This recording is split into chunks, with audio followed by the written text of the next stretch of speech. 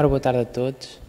Começo primeiro por me desculpar pelo pequeno atraso, mas então continuando, vamos continuar, eu presumo que seja o estudo da semana passada, eu não estive cá, que era o estudo do livro Violetas na Janela.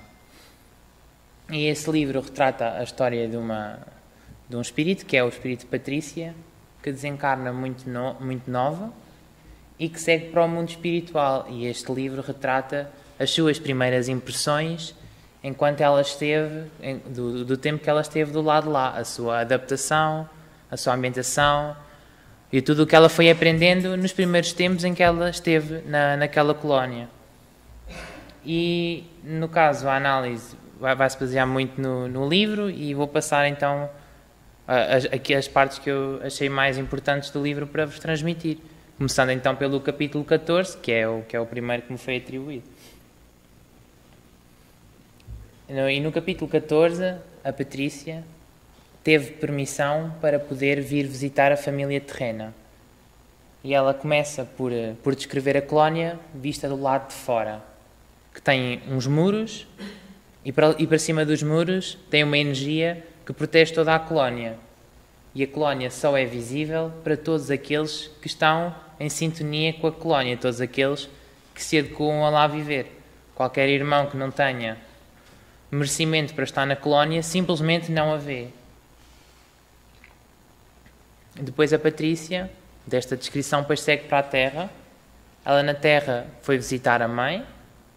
Ela esteve um pouco com a mãe não a via, que ela estava desencarnada, mas depois segue para a casa da tia. A tia era médium de psicografia e foi informada por um outro espírito que estava a psicografar à altura que a sua sobrinha tinha chegado. E obviamente a tia enche de felicidade e aproveita para psicografar uma mensagem à família, a dizer que está tudo bem, que tudo estava bem, que ela estava bem, que se sentia bem, para depois poder entregar à família. E a quando do regresso, um dos espíritos protetores explica à Patrícia que o facto de ela poder ter ido ver a família foi um merecimento, porque há muitas pessoas que não têm aquilo que é preciso para ir ver a família, porque a família nesse momento, após um desencarne, muito pouco tempo, sentem-se mal, estão tristes, desejam para que o seu ente querido volte para o pé deles.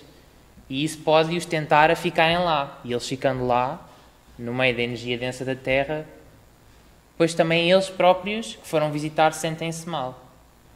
E não é só esse facto, o espírito que vai também tem que ter consciência que não pode ficar, que tem que visitar, mas depois tem que voltar.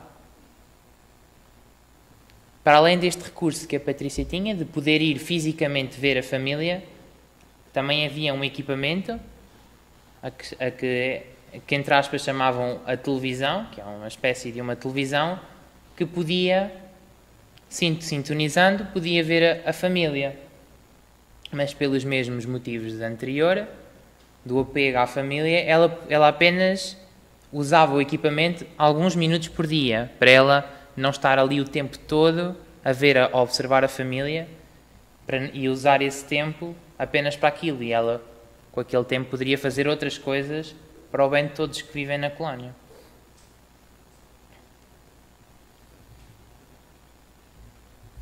Continuando depois um pouco a história, num dos dias em que a Patrícia estava a trabalhar, que ela trabalhava como professora mais ou menos ao nível primário numa escola espiritual, questionou a professora sobre uma professora responsável, o porquê dela vestir todos os dias a mesma roupa. E a professora diz-lhe simplesmente que vestia-se assim, gostava assim, e na verdade era um detalhe ainda pouco importante, que pronto, ela reparava porque vinha há pouco tempo do planeta Terra, onde todos os dias trocámos de roupa, mas à medida que ela se foi ambientando, vai dando menos de importância a este tipo de detalhes. E no fim deste capítulo, a Patrícia segue convidada por um dos seus alunos a ir a uma pequena festa, que seria uma festa de reencarnação. Ou seja, as pessoas reuniram-se para poderem dar força, para animarem aquele que iria seguir para uma nova vida, para mais uma caminhada. A Patrícia acha este conceito estranho, realmente é o semelhante a uma festa de despedida, que não é aquela que nos causa mais alegrias, mas faz sentido desejarmos os melhores sucessos para todos aqueles de quem gostamos, para que tudo possa correr pelo melhor. E no capítulo 17, a Patrícia encontra numa biblioteca dois senhores, um Oscar e um outro senhor, Ramiro. Mas antes desta conversa, os espíritos dizem-nos que a nossa vida é uma vida contínua, ou seja, no momento antes de nós desencarnarmos e no momento logo depois de desencarnarmos, somos exatamente as mesmas pessoas, com exatamente as mesmas virtudes, exatamente os mesmos defeitos. E as necessidades que tínhamos enquanto encarnados vão permanecer em nós quando desencarnados. Obviamente, quanto mais evoluídos formos, mais rapidamente as necessidades de encarnados desaparecem, mas ainda faz parte de um trabalho. Depois do encontro com Oscar, Patrícia pergunta-lhe qual é que foi a vida dele na Terra. A Patrícia gostava muito de questionar as pessoas à sua volta sobre as suas vidas, e eu presumo que nesta psicografia tenham ficado estas histórias para servir-nos como exemplo de nós podermos ver, perceber o que é que acontece quando nós fazemos determinadas coisas. E então Oscar era um espírito que tinha uma religião, mas era apenas externo. Não nos dizem qual é a religião, mas também não interessa. Ele não tinha conhecimento, no entanto, do mundo espiritual. Quando desencarnou, foi para o umbral. Tinha dores, tinha fome, sede, sentia calor e sentia frio. Alimentava-se do que podia por lá. Plantas, águas de poças. Ele desejava tabaco e aperitivos. Um dia encontrou um desencarnado, conhecido seu, que sabia como é que se podia voltar para a crosta terrestre. E assim foi, vieram os dois. Veio para junto da sua família e lá ele comia, ele fumava junto com eles. Num processo que se chama vampirização, por troca de fluidos. Estando junto dos encarnados que comiam, que bebiam, que fumavam, ele aproximava-se deles e inalava os fluidos dos encarnados. E esses fluidos satisfaziam-lhe os desejos. E então, deste modo, deixou de sentir necessidades, pois ia satisfazendo. No entanto, ele disse que nunca se sentiu bem. Continuava a ter frio, continuava a ter dores. E ele sentia-se triste e infeliz. Ele não queria voltar para o umbral, pois já sabia que não era um bom sítio. Mas ainda não tinha a vontade para mudar. Via também à sua volta o quanto a sua vampirização prejudicava todos aqueles com que estavam com ele. No meio deste processo todo, ele começou a orar, queria mudar, queria algo diferente. Então começou a orar, pediu a Jesus, até que houve um dia em que o vieram socorrer. E no posto de socorro, que é normalmente para onde estes espíritos vão em primeiro lugar, antes de irem para as colónias, começaram a tratar dele. E a sua primeira grande resolução foi deixar o tabaco. Pois nos postos de socorros, obviamente, não vão incentivar os vícios da pessoa, mas sim voluntariam-se para ajudar a deixar esses vícios. E assim foi. Foi um tratamento longo, às vezes duro, mas conseguiu deixar o vício. E, entretanto, de lá até ao momento presente da história, começou-se a interessar mais sobre a vida após a morte, interessou-se por ler, por aprender mais, e diz que, entretanto, já se encontrava muito melhor. E no seguimento desta história, Maurício, que era quem acompanhava a Patrícia e prestava todos os esclarecimentos, diz o seguinte, que no mundo espiritual não existe um corpo-espírito, esse fica cá. Então as doenças dos encarnados, obviamente, também ficam cá, ficam com o corpo. Mas, no entanto, Os espíritos podem ter sensações de dores, tal como se estivessem doentes. Ou podem até levar algumas deficiências iguais àquelas que tinham encarnado. No mundo espiritual, a saúde de um espírito depende apenas de si.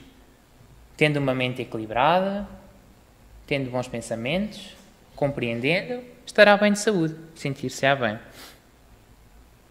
No capítulo seguinte, é contada depois a história de Ramiro, um senhor que desencarnou jovem, vítima de um acidente de moto, enquanto estava sob a influência de drogas. As drogas começaram quando começou a namorar com uma menina, e no grupo dessa menina toda a gente fumava. Então ele achou que se não fumasse ficaria de parte, seria o patinho feio, então decidiu começar a fumar também. Quando morreu, ficou muito perturbado. Vagou pela costa, junto dos amigos e dos familiares. E após alguns dias, começou a desejar pela droga, a ansiar. Quando ia à casa e via a mãe a chorar, ele sentia-se culpado por esse sofrimento. E ao longo do tempo, o desejo da droga foi aumentando. E como os amigos, assustados, deixaram as drogas durante um tempo, foi procurar outras pessoas. Ele sabia de um outro grupo que tomava drogas mais pesadas e foi se aproximar deles. Na altura, ele acabou por nem ir, porque junto dessas pessoas estavam outros espíritos, que na altura ele apelida de monstros, que eram irmãos viciados na droga, que vampirizavam irmãos encarnados. E o desespero só aumentava. Ele também sentia a avó orar por ele, e lembrou-se que a avó frequentava a casa espírita. E acabou por decidir ir até lá, para receber ajuda. Na casa espírita, encaminham para um sítio, e ele acorda num hospital espiritual, onde é ajudado a combater a toxicodependência. Também foram largos meses, mas no fim a conseguiu acabar por deixar. E o seu desejo, diz ele, é no futuro, ele próprio poder ser aquela pessoa que o ajudou, ser um socorrista de toxicodependentes. E no seguimento deste depoimento, o próprio Ramiro questiona-se que se a medicina indicar um tratamento, mas que os espíritos sabem que vai abreviar a vida da pessoa, o que é que devemos fazer? Maurício disse-lhe o seguinte, que sim, está certo, mesmo que esse tratamento abrevie a nossa vida, é o tratamento indicado pela medicina, é aquilo que a medicina é capaz de obter, é capaz de dar. Então que não há problema. E que, quando os medicamentos são tomados de tal forma, também a pessoa, no mundo espiritual, que já não tem a doença física, não tem a necessidade, não sente o desejo de tomar esses medicamentos. No entanto, pode acontecer a dependência se abusar da sua utilização. E ele dá o exemplo de medicamentos para dormir. Existem pessoas, nós sabemos que usam muito medicamentos para dormir e depois nem conseguem dormir sem eles. E no mundo espiritual é dado essa ajuda também para poderem desintoxicar e para conseguirem dormir sem precisarem desses medicamentos. Numa outra altura, Patrícia é convidada para ir à casa espírita onde sempre esteve. Voltar à casa espírita, terrena. Mas antes, é-lhe perguntado se ela queria passar pelo cemitério onde tinha sido enterrada. E Patrícia disse, pronto, pode ser. E à entrada, houve uns gemidos que seriam de irmãos que ainda estavam junto ao corpo, que desesperavam, estavam presos. Alguns socorristas tentavam ajudar. Alguns irmãos que por lá se encontravam, da melhor forma que podiam. Mais perto da sua campa, ela encontra duas senhoras que comentavam com tristeza o falecimento dela. No entanto, elas não sabiam que a Patrícia já era feliz, já estava bem.